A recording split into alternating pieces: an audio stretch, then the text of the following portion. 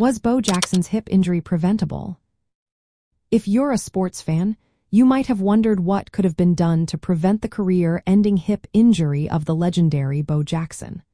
Let's take a closer look at what happened and whether modern medicine could have made a difference. Bo Jackson was at the peak of his career, playing both in the NFL for the Oakland Raiders and in Major League Baseball for the Kansas City Royals.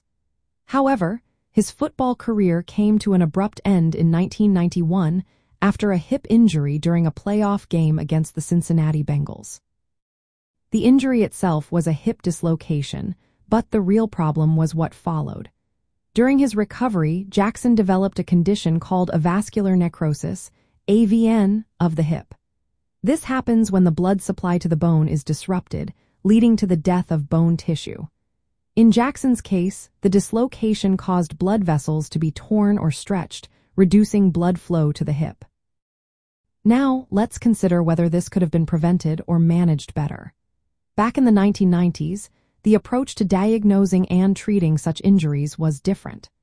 Doctors often took a wait-and-see approach, which delayed the diagnosis of the severity of Jackson's injury. It wasn't until a couple of months after the injury that it became clear his football career was in jeopardy. Today, things are different. With rapid diagnosis and intervention, athletes have a better chance of recovering from similar injuries. For example, when college quarterback Tua Tagovailoa suffered a similar hip dislocation in 2019, he was quickly transported to a trauma center and then to a specialist for surgery. This swift action can make a significant difference in outcomes. Modern sports medicine includes advanced imaging technologies like MRI, which produce better and faster images than those available in the 1990s. Additionally, procedures like hip scopes can help identify and remove bone fragments that could cause further damage. So, could Bo Jackson's career have been saved with today's medical advancements?